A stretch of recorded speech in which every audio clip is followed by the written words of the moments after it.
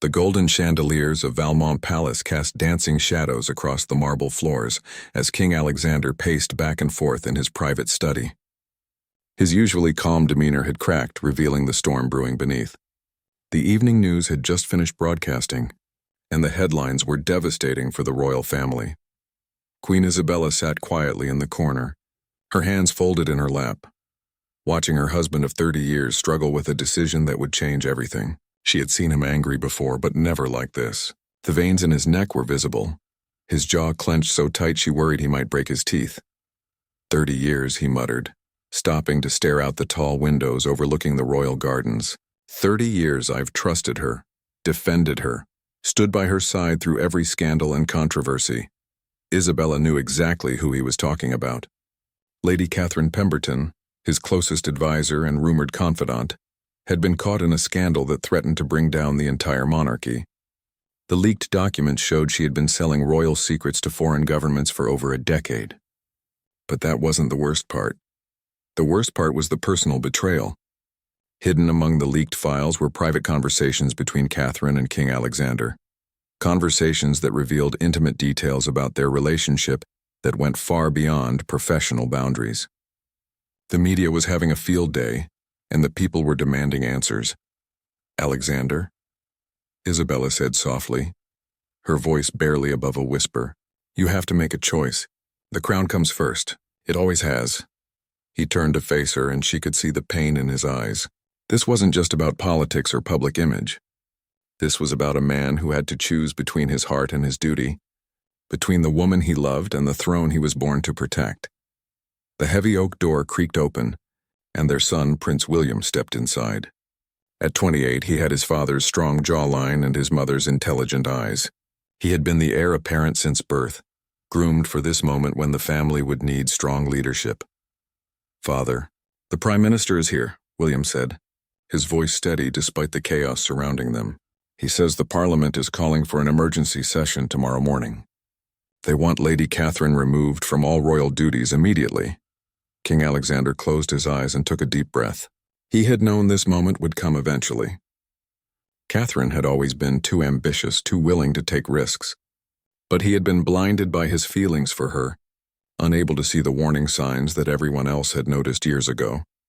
Send him in, the king said finally, straightening his shoulders and assuming the regal posture that had been drilled into him since childhood. Prime Minister Harrison entered the room with a grim expression. He was a thin man with silver hair and wire-rimmed glasses, someone who had served 3 different monarchs and had seen his share of royal crises. But even he looked shaken by the magnitude of this scandal. Your Majesty, he began, bowing slightly, I'm afraid the situation is worse than we initially thought. The Foreign Intelligence Services have confirmed that Lady Catherine has been passing along classified information for at least 12 years. This includes details about military operations, diplomatic negotiations, and even personal information about foreign dignitaries. Queen Isabella felt her stomach drop. She had never liked Catherine, had always sensed something calculating about the woman who had somehow worked her way into the king's inner circle. But even she hadn't imagined the betrayal ran this deep. What are you recommending? King Alexander asked, his voice now cold and formal. She must be arrested immediately, the Prime Minister replied without hesitation. The evidence is overwhelming. But more than that, Your Majesty, she must be publicly denounced by the Crown. The people need to see that the monarchy stands for justice and integrity, not personal favoritism. The king walked to his desk and picked up a crystal paperweight, turning it over in his hands. It had been a gift from Catherine years ago, back when their relationship was purely professional. Back when he still believed she genuinely cared about serving the Crown. There's something else, Prince William said, stepping forward. His parents looked at him expectantly. The security footage from the palace shows Catherine accessing the royal vault last week. She took several historical documents that have been in our family for centuries. This revelation hit King Alexander like a physical blow. The royal vault contained not just valuable artifacts, but documents that could reveal state secrets going back hundreds of years. Some of those papers contained information that could destabilize allied governments and compromise ongoing intelligence operations. How long do we have? The king asked. The story breaks worldwide in 6 hours, the Prime Minister replied, checking his watch. Every major news outlet will be running it as their lead story. We need to get ahead of this, Your Majesty. We need to show the world that the monarchy is taking decisive action. Queen Isabella stood up and walked to her husband's side. She placed a gentle hand on his arm, offering silent support even though she knew her heart was breaking too. Not for Catherine, but for Alexander, who would have to live with this betrayal for the rest of his life. Draft the order, King Alexander said quietly. Lady Catherine Pemberton is hereby stripped of all royal titles and privileges. She is banned from all royal properties and events and— He paused, his voice catching slightly. Issue a warrant for her arrest on charges of treason. The room fell silent, even though everyone knew this was the only possible outcome. Hearing the king say the words out loud made it real. The woman who had been by his side for 3 decades, who had influenced major policy decisions and shaped the direction of the kingdom, was now officially an enemy of the state. Prince William nodded grimly. I'll coordinate with the royal guard. They'll find her tonight. But as the men began discussing logistics and damage control, none of them noticed the figure standing in the shadows just outside the study door. Lady Catherine had returned to the palace one last time, hoping to speak with Alexander privately, to explain her actions or perhaps to say goodbye. Instead, she had heard every word of her own downfall. And as she slipped away into the darkness of the palace corridors, a dangerous smile played across her lips. If King Alexander thought this was over, he was gravely mistaken. She still had one card left to play, one secret that could bring down not just the king but the entire royal bloodline. The real game was just beginning. The morning sun barely penetrated the thick curtains of Catherine's private apartment. As she sat before her laptop, her fingers dancing across the keyboard with deadly precision, she had spent the entire night uploading encrypted files to secure servers around the world, ensuring that her insurance policy would survive even if she didn't.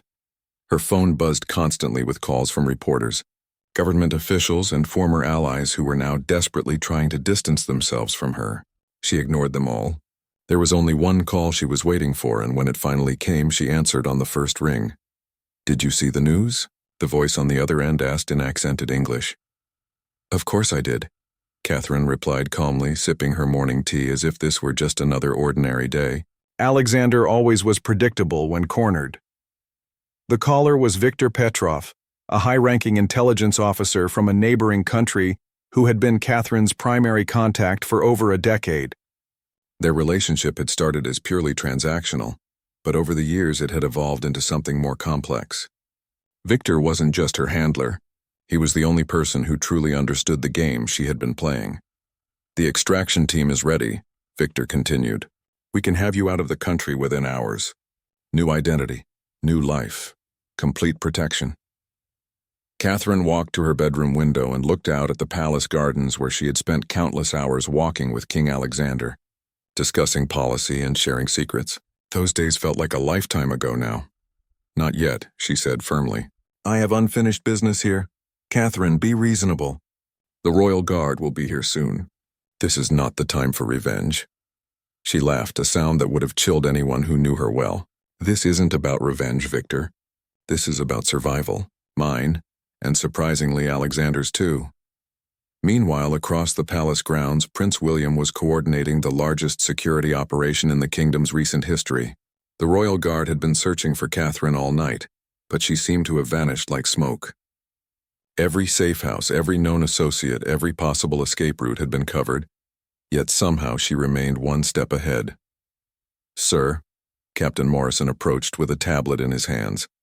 He was the head of palace security, a former military officer whose loyalty to the crown was absolute. We found something troubling. Prince William looked at the screen and felt his blood run cold. It showed security footage from 3 days ago, but the timestamp had been altered to make it appear as if it was recorded just hours before Catherine's exposure. In the video, she was clearly seen entering King Alexander's private chambers late at night. This is impossible, William muttered. Father was in meetings with the German ambassador until midnight that day. He couldn't have been in his chambers. That's exactly the point, sir, Captain Morrison replied grimly. Someone has been manipulating our security systems for months, possibly years. We can't trust any of the footage we have. The implications were staggering.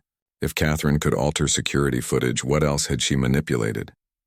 How many decisions made by the royal family had been influenced by false information she had provided? Back in the main palace, Queen Isabella was holding an emergency meeting with the royal communications team. The phones hadn't stopped ringing since the story broke, and every major news outlet in the world was demanding official statements from the crown. "Your Majesty," said Lady Margaret, the head of royal communications, "we need to control the narrative quickly. Social media is exploding with conspiracy theories, and some of them are getting dangerously close to the truth about the king's personal relationship with Lady Catherine." Isabella nodded grimly. She had always known this day would come. Alexander's infatuation with Catherine had been obvious to anyone who bothered to look. But Isabella had chosen to handle it privately, believing that public exposure would only damage the monarchy further. "Draft a statement," she ordered. "Make it clear that Lady Catherine Pemberton was a trusted advisor who betrayed that trust. Emphasize her professional role and avoid any mention of personal relationships." But even as she spoke, Isabella knew it wouldn't be enough. The leaked documents contained enough intimate details to make it obvious that Catherine's influence over Alexander went far beyond professional advice. The public would demand answers about the nature of their relationship, and eventually the truth would come out. In his study, King Alexander sat alone with a glass of whiskey, despite the early hour. The events of the past 24 hours had aged him considerably. The man who had once commanded respect and admiration from world leaders now looked fragile and uncertain. His private secretary knocked softly before entering. "Your Majesty, there's been a development. Lady Catherine has requested a private audience with you." Alexander's head snapped up. "She's here? In the palace?" "No, sir. She called the main palace line and left a message. She says she has information that could save your throne, but she'll only share it with you directly." The king stood up slowly, his mind racing. Every rational part of him screamed that this was a trap, that Catherine was simply trying to manipulate him one last time. But there was something in her message that gave him pause. Catherine was many things, ambitious, calculating, ruthless, but she wasn't stupid. If she truly had information that could help him, she wouldn't offer it without expecting something significant in return. "What did she say exactly?" he asked. His secretary consulted his notes. "She said, and I quote, 'Tell Alexander that the Pemberton letters are just the beginning. If he wants to save his family's legacy, he needs to hear what I know about the Blackwood conspiracy.'" The color drained from Alexander's face. The Blackwood conspiracy was a secret that had been buried for over 200 years, something that only a handful of people in the world knew about. It involved the legitimacy of the royal bloodline itself, a scandal so explosive that it could end the monarchy forever if it ever became public. How did Catherine know about Blackwood? And more importantly, who else knew? Across town, in a small cafe that had been closed for renovations, Catherine sat across from a woman she hadn't seen in 15 years. Elena Blackwood was in her 70s now, her once dark hair completely gray, but her eyes still held the same sharp intelligence that had made her one of the most feared investigative journalists of her generation. "I never thought I'd see you again," Elena said, stirring sugar into her coffee with deliberate slowness. "Desperate times," Catherine replied with a slight smile. "I assume you've been following the news? Hard to miss. Though I have to say, I'm surprised you lasted this long before getting caught. Your methods were always a bit too bold for my taste." Catherine leaned forward slightly. "I need to know if you still have the documents. The original Blackwood papers." Elena's expression didn't change, but Catherine could see the slight tension in her shoulders. "That depends. What are you offering in return?" "Everything," Catherine said simply. "Every secret I've learned in 30 years of palace life. Every hidden scandal. Every covered-up controversy, every carefully buried truth about the royal family. Enough material to write a dozen best-selling books." Elena sipped her coffee thoughtfully. She had spent her entire career chasing stories about the powerful and corrupt, but the Blackwood papers represented the ultimate prize. They contained proof that the current royal line had no legitimate claim to the throne, that a massive cover-up had been orchestrated centuries ago to hide the truth about royal succession. "You know," Elena said finally, "I always suspected you were working multiple angles. The foreign intelligence was just your day job, wasn't it? This was always your real goal." Catherine smiled, and for the first time in years it was genuine. 20 years of planning, Elena. 20 years of carefully positioning myself, gaining trust, accessing information that no outsider should ever see. And now finally, I have everything I need to rewrite history. The two women sat in silence for a moment, each calculating the risks and rewards of their potential partnership. Outside, the first news vans were already setting up outside the palace gates, and reporters were preparing to tell the world about the biggest royal scandal in generations. But they had no idea that the real story was just beginning to unfold in a small cafe across town, where two of the most dangerous women in the kingdom were planning something that would shake the very foundations of the monarchy. The ancient library beneath Valmont Palace had been sealed for over 50 years, its entrance hidden behind a false wall in the wine cellar. King Alexander descended the narrow stone steps with only a flashlight to guide his way, his heart pounding with each footfall.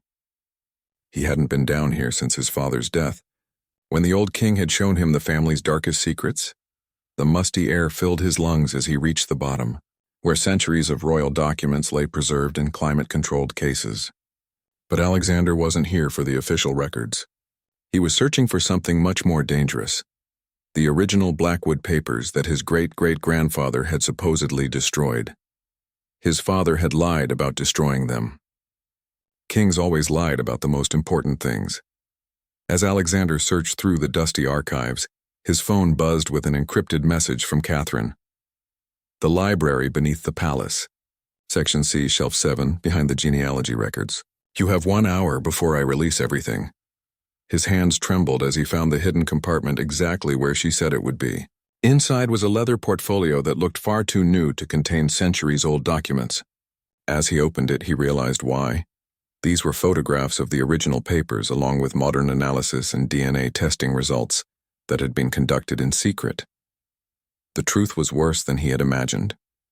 The royal bloodline had been compromised not once but multiple times throughout history. His own legitimacy to the throne rested on a lie that had been carefully maintained for over 200 years. Above ground, Prince William was facing his own crisis. The palace communications team had just informed him that 3 major news outlets were preparing to publish stories about his father's personal relationship with Catherine, complete with photographs and intercepted messages that painted a picture of a king who had been manipulated by a foreign agent for years. "We need to get ahead of this," Lady Margaret urged, her usual composure cracking under the pressure. "If these stories publish without a royal response, the damage will be irreversible." William stared out the window at the growing crowd of protesters who had gathered outside the palace gates. Signs reading "Traitor King" and "Down with the Crown" bobbed above their heads, and their chants were growing louder by the hour. "Prepare a statement," he said finally. "King Alexander will address the nation tonight at 8 o'clock. Live television, no questions, no interruptions. Sir, with respect, is the king in any condition to address the nation? He hasn't been seen since yesterday, and the rumors about his mental state are spreading rapidly." William turned to face her, and Lady Margaret saw something in his eyes that made her take a step back. The young prince had inherited more than just his father's jawline. He had inherited the steel that had kept the monarchy alive for 1,000 years. "My father will address the nation," William repeated, his voice carrying an authority that brooked no argument. "And when he does, this crisis will be over." But William knew it wasn't that simple. He had spent the morning reviewing classified intelligence reports that painted a terrifying picture of how deep Catherine's betrayal ran. She hadn't just sold secrets to one foreign government. She had been playing multiple countries against each other, using information from the royal family to manipulate international relations for over a decade. The economic implications alone were staggering. Trade deals that the kingdom had negotiated in good faith had been compromised from the beginning. Military alliances had been formed based on intelligence that Catherine had already shared with potential enemies. The kingdom's position on the world stage had been built on foundations of sand. Meanwhile, Queen Isabella was dealing with a more personal crisis. Catherine's leaked documents included private conversations between Isabella and Alexander about their marriage, their son, and their fears about the future of the monarchy. The most damaging revelation was Isabella's admission that she had known about Alexander's feelings for Catherine for years and had chosen to stay silent. The public was beginning to question not just Alexander's judgment, but Isabella's as well. How could the queen allow such a dangerous person to gain influence over her husband? Why hadn't she protected the crown from this threat? Isabella sat in her private sitting room, reviewing the speech that had been prepared for her. She was scheduled to appear on television immediately after Alexander's address, to show a united royal front and reassure the people that the monarchy remained strong. But as she read the carefully crafted words about duty and forgiveness, Isabella felt a rage building inside her that she had suppressed for years. She had sacrificed her own happiness for the crown, had endured her husband's emotional infidelity in silence, had protected the institution even when it didn't protect her. Now Catherine was threatening to destroy everything Isabella had worked to preserve, and the prepared speech felt like a final insult. They wanted her to stand beside Alexander, to smile and wave and pretend that everything was fine. They wanted her to be the perfect queen one more time. Isabella set the speech aside and picked up her phone. It was time to stop being perfect. In the cafe across town, Catherine and Elena Blackwood were putting the finishing touches on their plan. Elena had spent the afternoon verifying the authenticity of Catherine's documents, and even her experienced journalist's skepticism had been overwhelmed by the scope of the revelations. "This is bigger than Watergate," Elena murmured, scrolling through files on Catherine's laptop. "These documents prove that the royal family has been involved in illegal arms sales, money laundering, and political assassination conspiracies going back decades." Catherine nodded. Alexander never knew about most of it. His father kept him isolated from the dirty work just like his grandfather did. Each king inherits the throne thinking he's noble and pure, never realizing that the crown has been built on centuries of corruption. "But you knew," Elena said, looking at Catherine with new respect. "How long have you been planning this?" "Since I was 15 years old," Catherine replied, her voice cold. "My father was a palace guard who discovered one of the royal family's illegal operations. They had him killed and made it look like an accident. I've spent my entire adult life working my way into their inner circle, waiting for the right moment to expose everything." Elena leaned back in her chair, finally understanding the true scope of Catherine's game. This wasn't about selling secrets for money or foreign governments seeking intelligence. This was about revenge, planned and executed with patience that bordered on obsession. "What happens now?" Elena asked. Catherine checked her watch. "In 3 hours, King Alexander will address the nation. He'll try to paint himself as a victim of my deception, a good man who was manipulated by a master spy. The public will feel sorry for him, and within a few months this will all be forgotten. Unless the truth comes out during his speech." Catherine's smile was sharp enough to cut glass. "I've arranged for certain documents to be delivered to news anchors during the live broadcast. Documents that will force them to ask questions Alexander isn't prepared to answer." Elena felt a chill run down her spine. She had covered enough political scandals to know how dangerous live television could be when things went wrong. If Catherine's plan worked, they wouldn't just be exposing a royal scandal. They would be witnessing the collapse of a monarchy in real time. "There's something else," Catherine continued, opening a new file on her laptop. "The DNA evidence about the royal bloodline. It proves that Prince William isn't Alexander's biological son." Elena's coffee cup slipped from her hands, shattering on the floor. Of all the revelations Catherine had shared, this was the most explosive. If Prince William wasn't the legitimate heir, the entire line of succession would be thrown into chaos. "How long have you known?" Elena whispered. "I've suspected for years. William looks nothing like Alexander, and his blood type doesn't match either parent.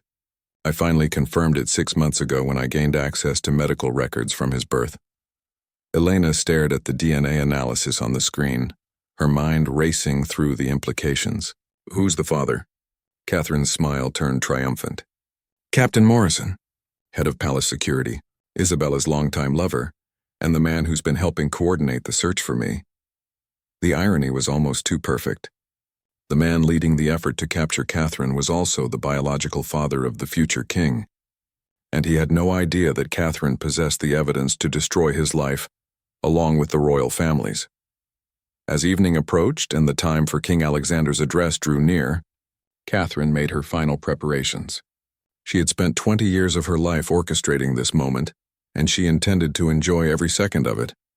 But what Catherine didn't know was that Queen Isabella had also been making preparations of her own. and unlike Catherine, Isabella had nothing left to lose. The royal makeup artist worked silently on King Alexander's face, trying to cover the dark circles under his eyes and the stress lines that had appeared overnight. In just 2 hours, he would face the largest television audience in the kingdom's history, and he looked like a man who had aged a decade in 24 hours. "Your Majesty," his private secretary whispered, approaching with obvious reluctance.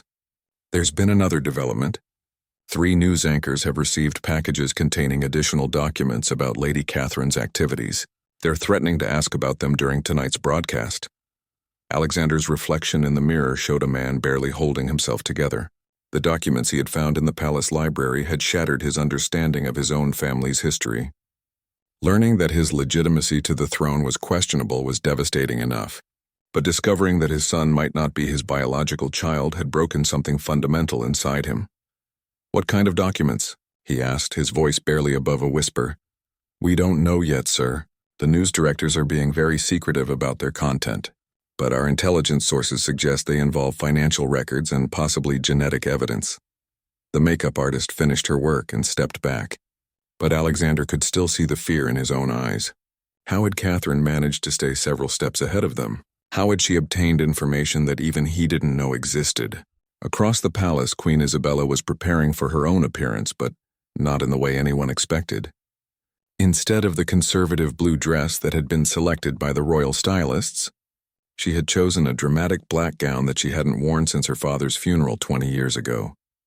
Lady Margaret entered the Queen's chambers and stopped short when she saw Isabella's choice of attire. "Your Majesty, perhaps something in a lighter color would be more appropriate for tonight's message of unity and hope." Isabella turned from her mirror, and Lady Margaret was struck by how different the Queen looked.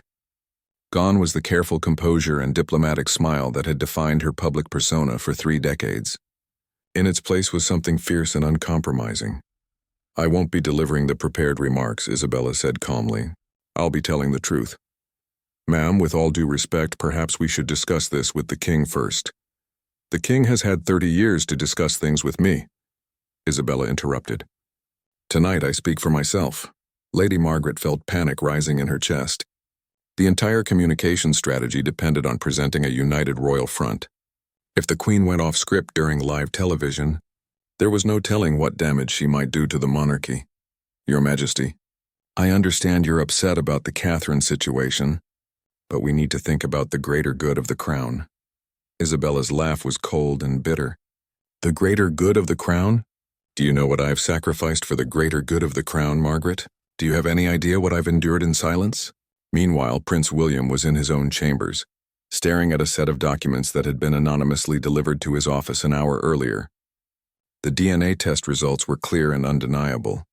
King Alexander was not his biological father. The revelation should have devastated him, but instead, William felt a strange sense of relief. So many things about his childhood suddenly made sense. Why he had never felt a real connection with Alexander. Why his interests and temperament were so different from the royal family's traditions. Why his mother had always seemed sad when she looked at him. Captain Morrison knocked on the door and entered, his face grave with concern about security for the evening's broadcast. "Sir, we've completed our sweep of the television studio. There are no security threats, but we're concerned about potential protests outside." William looked up at the man who had been a constant presence in his life since childhood. Morrison had taught him to ride horses, had been there for his first public appearances, had protected him during school events and royal functions. Now, looking at Morrison's strong jawline and intelligent eyes, William could see the family resemblance that everyone else had somehow missed. "Captain," William said quietly, "how long have you known?" Morrison's expression didn't change, but William saw the slight tightening around his eyes that confirmed everything. "Known what, sir?" "That you're my father." The silence stretched between them for what felt like an eternity. Morrison had spent 28 years dreading this moment, knowing that someday the truth would come out. He had watched his biological son grow up from a distance, proud of the man William had become, but never able to acknowledge their real relationship. "Since before you were born," Morrison said finally. "Your mother and I, it was during a very difficult time in her marriage. We never intended for it to happen, and we certainly never planned for you."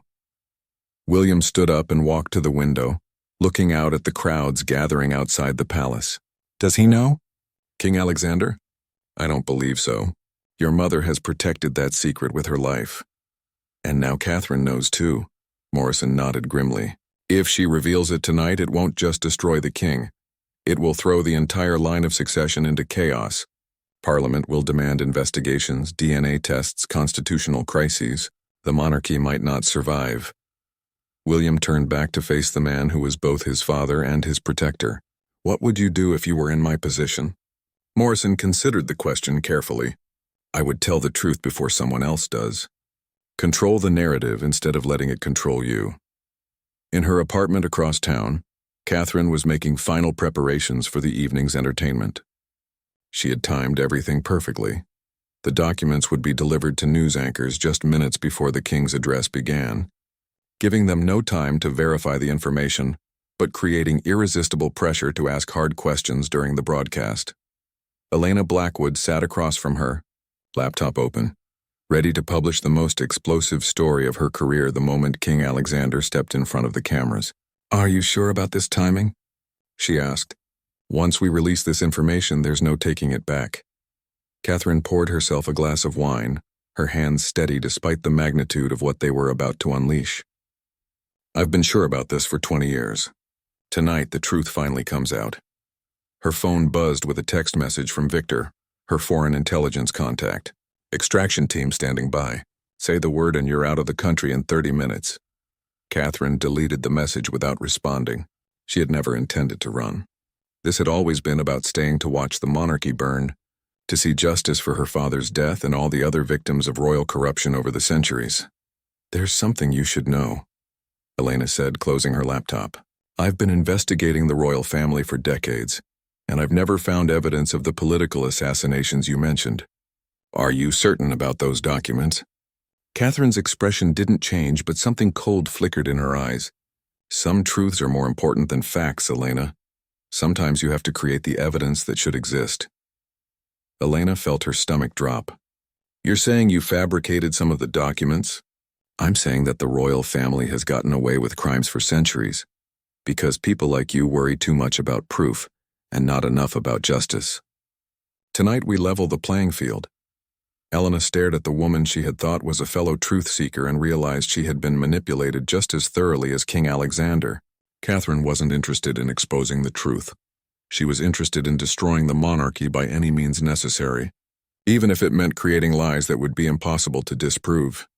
I can't be part of this, Elena said, reaching for her laptop. Catherine's hand shot out faster than Elena would have thought possible, gripping her wrist with surprising strength. You already are part of this. You've seen the documents, you've helped verify them. You've been my collaborator for hours. If you back out now, I'll make sure everyone knows you were working with a foreign agent. Elena looked into Catherine's eyes and saw something that chilled her to the bone. This wasn't about justice or truth or even revenge. This was about power, pure and simple. Catherine had spent years positioning herself to single-handedly decide the fate of a 1,000-year-old institution, and she was going to exercise that power regardless of the consequences. As 8 o'clock approached and television crews made final preparations across the kingdom, 4 different people sat in 4 different rooms, each holding secrets that could change history. King Alexander, who had learned that his family's reign was built on lies. Queen Isabella, who was planning to expose her own secrets to save what remained of her dignity. Prince William, who now knew the truth about his parentage. And Catherine, who was about to reveal truths and lies with equal devastation. None of them knew that the evening would end with consequences far beyond anything they had imagined. The kingdom was about to witness not just the fall of a king, but the birth of something entirely new and dangerous. The television studio fell silent as King Alexander walked to the podium, his footsteps echoing in the cavernous space. Across the kingdom, nearly 40 million people gathered around their screens, waiting to hear their monarch address the greatest scandal in royal history. Behind the cameras, news director James Crawford clutched the manila envelope that had been delivered just 20 minutes earlier. Inside were documents that would transform this from a prepared royal address into an explosive interrogation. His hands trembled as he signaled to his lead anchor, Sarah Chin, who had spent her career building a reputation for respectful coverage of the royal family. King Alexander looked directly into the camera, and began the speech that had been carefully crafted by a team of royal communications experts. My fellow citizens, I come before you tonight during a time of great turmoil for our nation and our crown. In her apartment, Catherine watched with the satisfied smile of someone whose masterpiece was finally being unveiled. She had orchestrated every detail of this moment, from the timing of the document deliveries to the specific information each news outlet had received. The king thought he was delivering a prepared speech, but Catherine was conducting a symphony of destruction. Lady Catherine Pemberton betrayed not only my personal trust, but the trust of our entire kingdom. Her actions as a foreign agent were calculating and deliberate, designed to undermine our national security. Sarah Chen received an urgent message in her earpiece from the control room. The documents had been verified by the network's investigative team, and she was being instructed to ask follow-up questions immediately after the king's prepared remarks. Her stomach churned as she realized she was about to make history. In the palace, Queen Isabella watched her husband's performance with a mixture of pity and anger. Alexander looked every one of his 62 years as he struggled through the carefully worded denial of personal wrongdoing. He was trying to paint himself as a victim, but Isabella could see the guilt written across his face. She checked her own appearance one final time. In 15 minutes, she would join Alexander on stage for what was supposed to be a show of royal unity. Instead, she was about to deliver the most devastating blow the monarchy had ever received from within its own ranks. I take full responsibility for my failure to detect Lady Catherine's true intentions, and I ask for your forgiveness as we work together to rebuild the trust that has been damaged. King Alexander was reaching the end of his prepared remarks when Sarah Chen received another urgent message.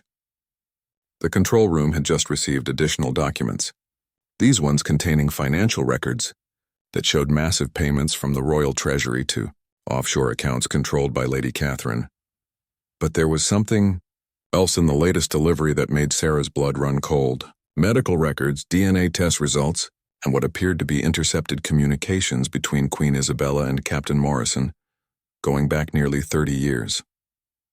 Your Majesty, Sarah said as Alexander concluded his speech, we've just received documents that appear to show significant financial irregularities involving Lady Catherine and the royal treasury. Can you comment on payments totaling over £50 million that were made to offshore accounts under her control? Alexander's composure cracked visibly. These weren't questions he had been prepared for, and the specific figure suggested that someone had access to classified financial records that should have been impossible to obtain. Those allegations would need to be investigated by the proper authorities, he stammered. I'm not aware of any such payments. But even as he spoke, Alexander realized the trap he had walked into. If he claimed ignorance of the payments, it suggested either complete incompetence or deliberate deception. If he admitted knowledge of them, it would raise questions about why he hadn't mentioned them in his prepared remarks. Sarah Chen pressed forward, knowing that her career would either be made or destroyed in the next few minutes. Your Majesty, we also have medical records that appear to show discrepancies regarding the paternity of Prince William. Can you comment on DNA evidence that suggests... That's enough. A new voice interrupted from off-camera. Queen Isabella stepped into the frame, her black gown making her look like an avenging angel against the pale backdrop of the studio. She hadn't waited for her scheduled appearance time, and her early arrival sent the production team into chaos. My husband has said enough lies for one evening, Isabella announced, her voice carrying clearly through the stunned silence. It's time for the truth. Alexander stared at his wife in shock. This wasn't part of the plan, and Isabella's dramatic entrance had just shattered any hope of maintaining control over the narrative. Isabella, what are you doing? He whispered, but his words were picked up by the sensitive microphones and broadcast to the entire kingdom. I'm saving what's left of my dignity, she replied, turning to face the camera directly. Ladies and gentlemen, my husband has spent the last day crafting explanations and denials about his relationship with Lady Catherine Pemberton. But the real scandal isn't that he was manipulated by a foreign agent.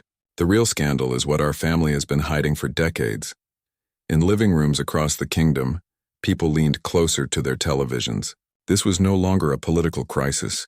It was becoming the most dramatic moment in royal history. The DNA evidence that was just mentioned is accurate, Isabella continued. her voice steady despite the magnitude of her confession. "Prince William is not my husband's biological son. His father is Captain Morrison, head of palace security, and I have been protecting that secret for 28 years. The studio erupted in chaos. Camera operators forgot their training and zoomed in on King Alexander's face, capturing the moment when a man's world completely collapsed. Sarah Chen sat in stunned silence, realizing that she was witnessing the voluntary destruction of a monarchy. But Isabella wasn't finished. More than that, the royal family has been covering up scandals and criminal activities for generations. The Blackwood papers that Lady Catherine referenced contain evidence of political assassinations, illegal arms sales, and financial crimes going back 2 centuries. I have copies of all of it, and I'm releasing everything to the press tonight." Alexander finally found his voice. "Isabella, you don't know what you're saying. You're destroying everything our family has built. Everything our family built was built on lies and blood," Isabella shot back. "I've spent 30 years being the perfect queen, protecting an institution that never protected anyone else. Tonight that ends." In her apartment, Catherine stared at the television screen in disbelief. She had spent 20 years planning the perfect revenge against the royal family, only to watch Queen Isabella orchestrate their destruction more effectively than Catherine ever could have imagined. Elena Blackwood, who had been preparing to publish her exposé, realized that her story had just become obsolete. The Queen of England was confessing to decades of royal cover-ups on live television, making any journalistic investigation unnecessary. "There's one more thing," Isabella said, and even she seemed surprised by her own boldness. The payments to Lady Catherine weren't for foreign intelligence. They were blackmail payments. She's been extorting our family for over a decade, threatening to expose our secrets unless we paid her to stay silent. This revelation hit Catherine like a physical blow. Isabella had just reframed the entire narrative, transforming Catherine from a master spy into a common blackmailer. Worse, it was partially true.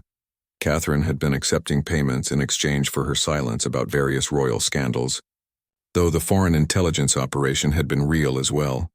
Prince William, watching from his chambers with Captain Morrison beside him, felt a strange sense of liberation. His mother had just acknowledged Morrison as his real father on international television, ending nearly 3 decades of careful secrecy. "What happens now?" William asked.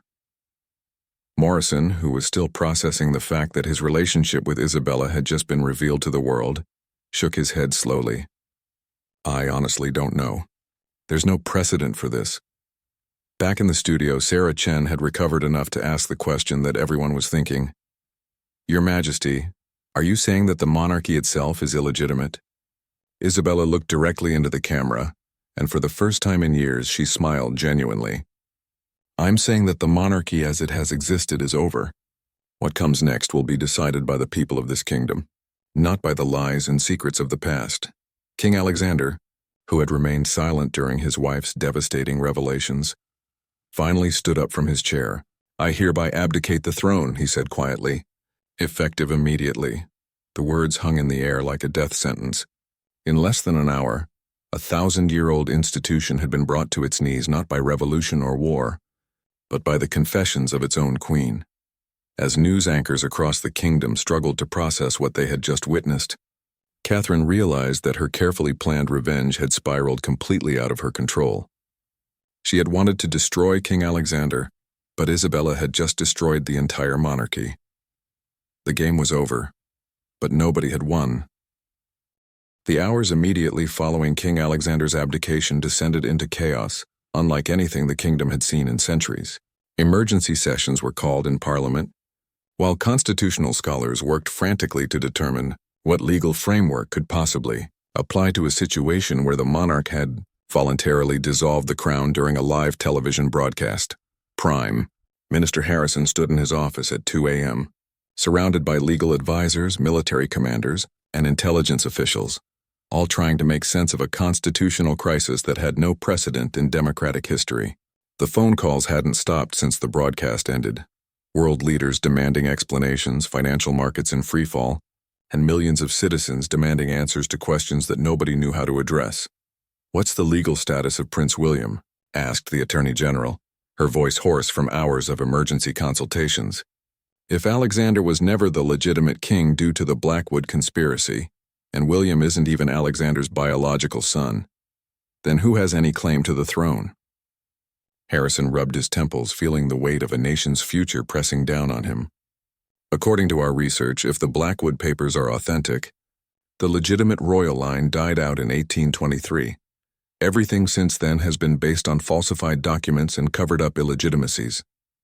Meanwhile, in a secure location outside the capital, Prince William sat across from Captain Morrison in what felt like the strangest father-son conversation in history.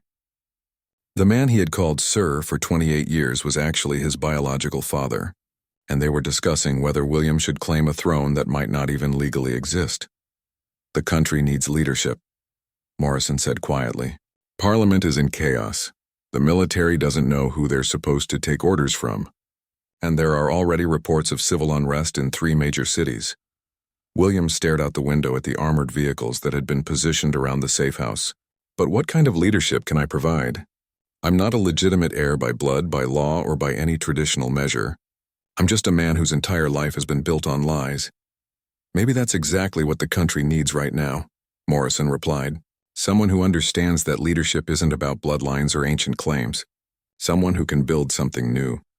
Across town, in a police station that had been converted into a temporary holding facility, Catherine Pemberton sat in a cell facing charges of treason, espionage, and blackmail. But despite her circumstances, she didn't look like a defeated woman. If anything, she seemed oddly satisfied with how events had unfolded. Detective Inspector Sarah Walsh, who had been assigned to Catherine's case, found herself reluctantly impressed by the complexity of the operation she was unraveling. 20 years of planning, she said, reviewing the files spread across her desk.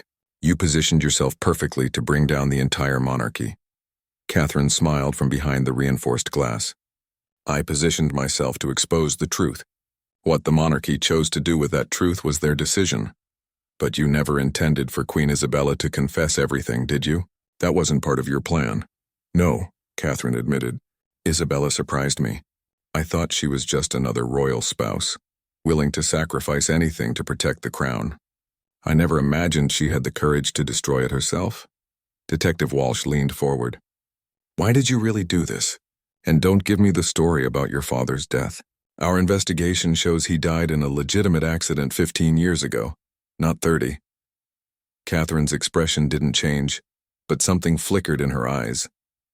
"Sometimes the truth isn't as important as justice. The royal family has committed real crimes over the centuries, just not necessarily the specific ones I documented.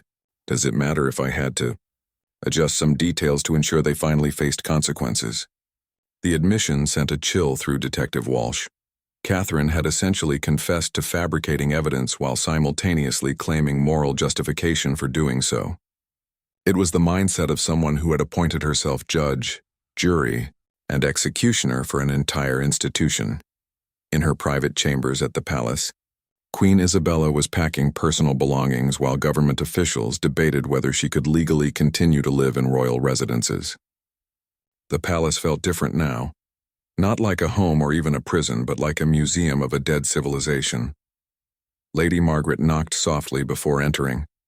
"Your Majesty, the Prime Minister is requesting an emergency meeting.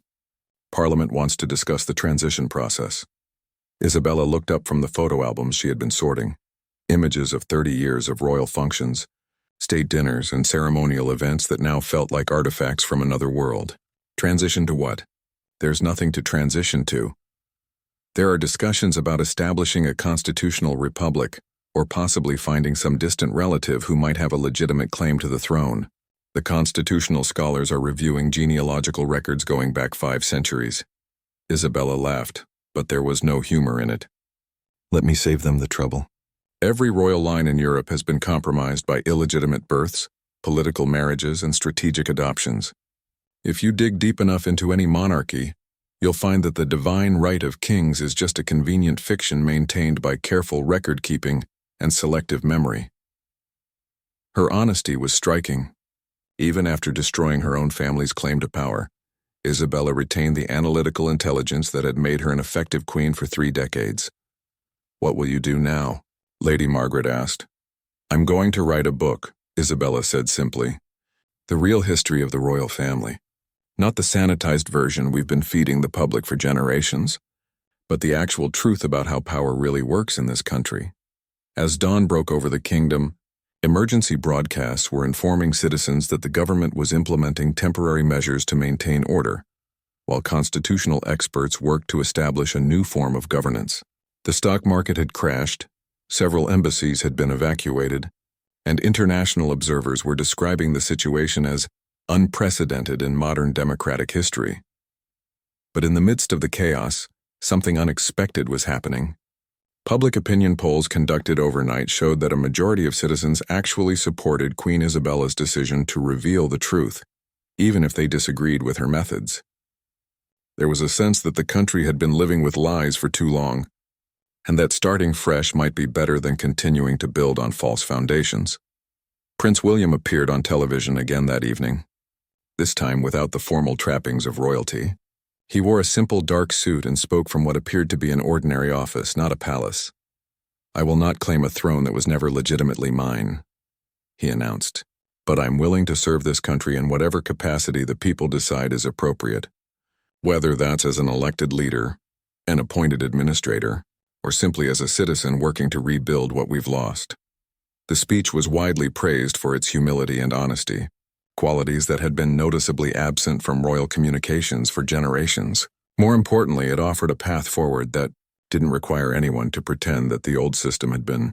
Legitimate international reactions were mixed, but generally supportive of the kingdom's right to determine its own future. Several countries offered assistance with the transition process, while others quietly began reassessing their own monarchical institutions, wondering what secrets might be hiding in their royal closets. Catherine, still in custody but now facing a more complex legal situation, given the questions about fabricated evidence, found herself in the strange position of being both a criminal and a catalyst for democratic reform. Some called her a traitor, others a whistleblower, and still others a terrorist who had used information warfare to destroy a government. Elena Blackwood, meanwhile, had become the most sought-after journalist in the world, the only reporter who had been present during Catherine's planning process. But instead of capitalizing on her exclusive access, she chose to write a thoughtful analysis of how democratic institutions could survive when their foundational myths were exposed as lies. As the first week after the abdication drew to a close, it became clear that the kingdom was not going to collapse into anarchy, as many had predicted. Instead, something more interesting was happening. Citizens were actively engaging in discussions about what kind of government they actually wanted, rather than simply accepting what they had inherited from history. The royal family's secrets had been exposed, their power had been voluntarily surrendered, and an entire political system had been dismantled in a matter of hours. But rather than ending in disaster, it was beginning to look like the start of something genuinely democratic for the first time in the kingdom's 1,000-year history. 1 year later, the former Kingdom of Valmont had transformed into something that political scientists around the world were studying with fascination. The Constitutional Republic of Valmont was governed by an elected council of 12 representatives. With William Morrison, he had chosen to take his biological father's surname, serving as the first democratically elected president. The transition had not been without challenges. International trade relationships had to be renegotiated, new diplomatic protocols established, and centuries of legal precedent rewritten. But the process had been remarkably peaceful, largely because the former royal family had cooperated fully with the transformation. Queen Isabella, now known simply as Isabella Windsor, had indeed written her book. The Crown's Shadow, A Queen's Confession, became an international bestseller, not for its scandalous revelations, but for its thoughtful analysis of how inherited power corrupts democratic institutions over time. The book was being used in political science courses across Europe as a case study in institutional reform. Alexander, the former king, had retreated from public life entirely. He lived quietly in a modest country estate, spending his time tending gardens and reading history books. The man who had once commanded the respect of world leaders now seemed content to live as an ordinary citizen, though those who knew him said the weight of his failures had aged him considerably. Catherine Pemberton had been tried and convicted on multiple charges, but her sentence had been commuted to time served plus community service after a public debate about the difference between revealing truth and fabricating evidence.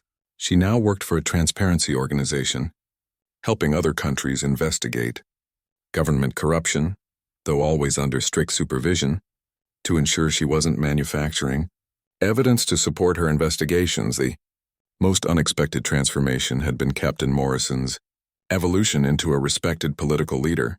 His background in security and his practical approach to problem-solving had made him an effective administrator during the transition period. When elections were finally held, he won the presidency not because of his connection to the former royal family, but because citizens trusted his competence and integrity. Isabella stood in what had once been the Royal Library, now converted into the National Archive, where the true history of the former monarchy was being catalogued and made public. She was reviewing documents for her second book when Morrison approached. "Strange to think this all started with a scandal about Catherine," he said, looking around at the shelves of previously secret documents. "Did it, though?" Isabella replied thoughtfully. "I think it started much earlier. Maybe when your son first realized he didn't belong in the royal family. Maybe when Alexander first chose personal feelings over royal duty. Maybe even centuries ago when the first fake documents were created to legitimize an illegitimate claim." Morrison nodded. "William told me something interesting yesterday. He said he's never been happier than he is now serving as president. He feels like he's finally doing work that matters rather than just performing ceremonies to maintain an illusion.